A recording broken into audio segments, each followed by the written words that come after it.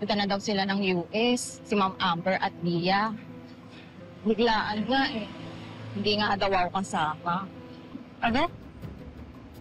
Kailan po sila alis? Narinig ko parang bago matapos ang linggo. Nagmamadali nga siya eh. Si Sir, marami siyang pinapaayos sa sekretary niya. Ano to? Rayon yun? Ay, ito ah. Baka ikaw nagiging sky ka. Nagpa-plot kayo ng mission na ito. Isusumbong ka kay Sir. Excuse me? Sa palagay mo kung may mission kami ni Karen, magkikita kami dito? At saka hindi kami spy, o chuchuni naman. Halika na nga, umuwi na tayo. Halika na. Mapapasok. Halika na. Kamahalang araw na. Para kailangan tumalaman ni ate. Kasi magandang ng sasakyan.